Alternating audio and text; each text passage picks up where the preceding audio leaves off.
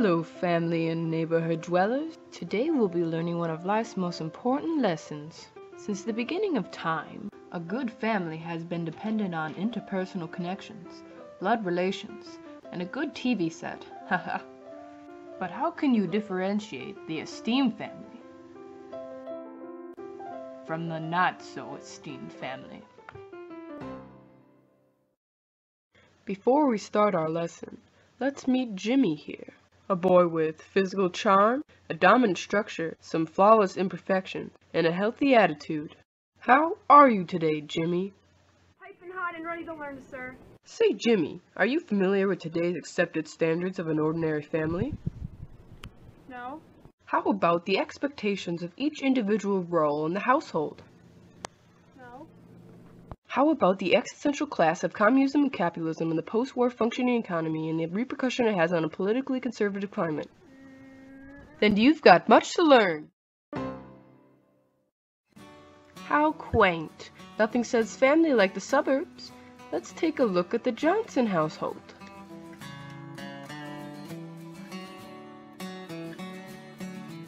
There's Betty in the kitchen cooking up some dinner. And there's little Bobby doing his homework. What a good son. And here comes Jeff, back from work. He wipes off his feet and greets the family.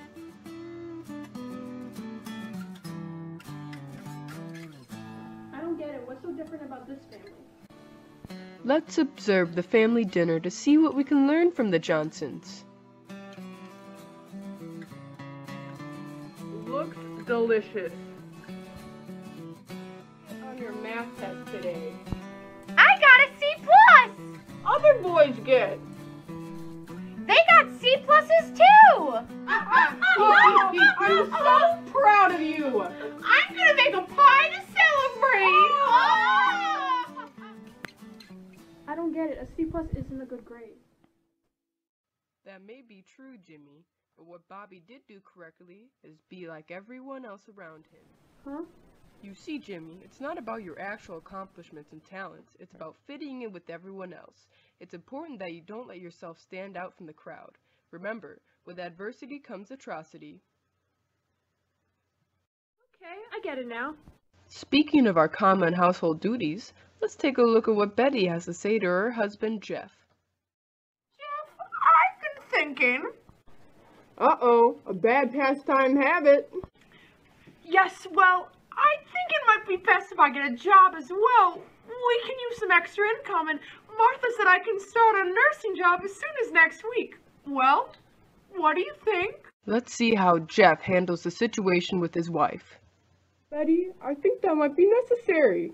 Not only is it a sound investment, but having a job can empower a woman of your status and allow you to become independent in the business world. Here's what Jeff should say to his wife. Well, what do you think? A job? You?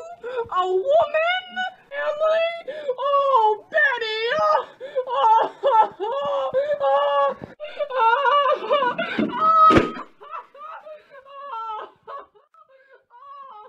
Women should be proud to stay home and raise their family. It is their duty as a female. Remember, Jimmy, the more it hurts, the more she'll learn her place. Betty, you're still making that pie, right? The perfect family is not only based on what happens in the house, but outside too. It's important to maintain healthy relationships with your peers. Not only does your friend circle determine your status, but allows other people to be aware of your status as well. So, Jeff, how's the family? Glad you asked, Tom. Little Bobby scored a home run in the game last night. Spectacular. And Betty? Baking? So's Martha! Ha ha ha! See here, Jimmy. Jeff has picked a friend that not only shares his interests, but fits in with the rest of the neighborhood. Don't be in the company of those who are outcasted. But sir, how am I supposed to tell the difference between the two?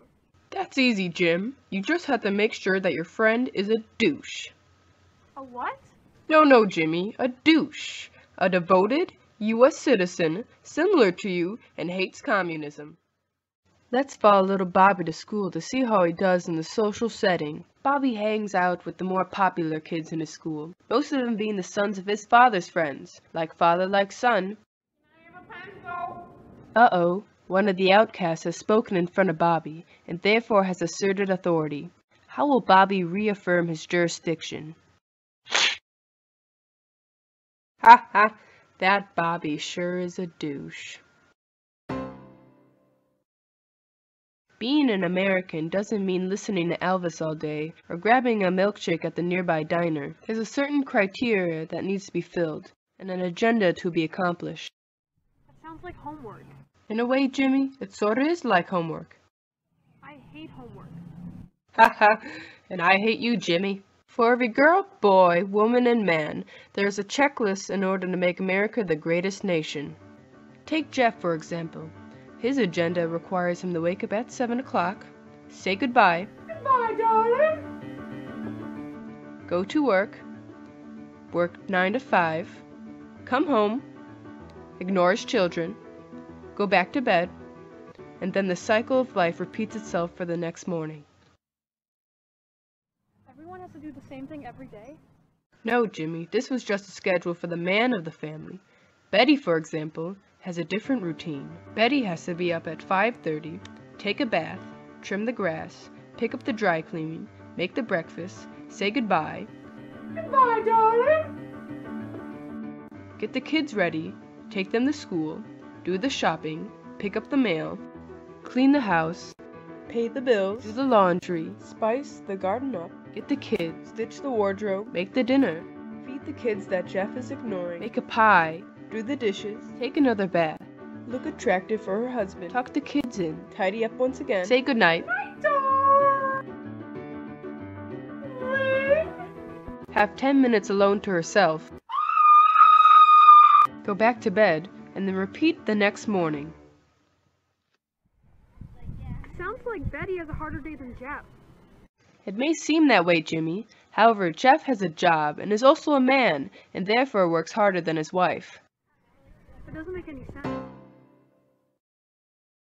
I think we've covered most of the topics, Jimbo. There are a few points that I did leave out.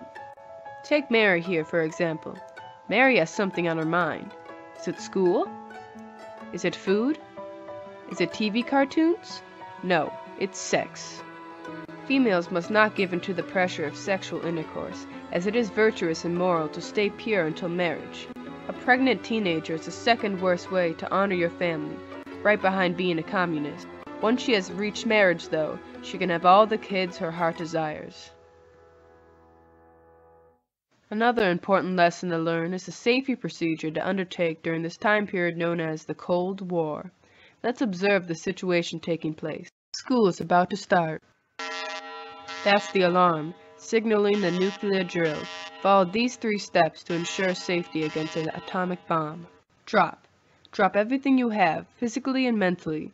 These things don't matter if your entire body is burned from the heat flash of an atomic bomb. Duck. Get onto the ground and presume a prone-like position like so. Not only will this protect your face, but in the case of a nuclear actually hitting you, you can't see your fellow classmates be obliterated. Cover. Cover your head with your arms or hands. The human arm can hold up to 1,900 pounds when positioned correctly, and can possibly hold up the entire building structure if it were to fall on top of you. These 3 steps are one of many possible ways to save your life during a nuclear attack. Well, Jimmy, by now you should be aware of the expectations of an ordinary family and a U.S. citizen. Did you learn anything from this video? Well, I learned a lot from this. Like how blind and close-minded everyone is to self-rights and independence. Our personalities is what makes us unique and makes us us. We shouldn't try to be like one another, and also, women should have the option to do whatever they want. We shouldn't confine them to the households and not let them have any freedom. Like a true U.S. citizen, they should have freedom to do whatever they want to do. And most of all, I think the most disgusting thing that I've seen all day is probably... The alarm signaling a nuclear attack has gone off. Drop. Drop everything. Duck. Make sure you can't see the person next to you perish. Cover. Remember, the human arm can hold up to 1,900 pounds if positioned correctly.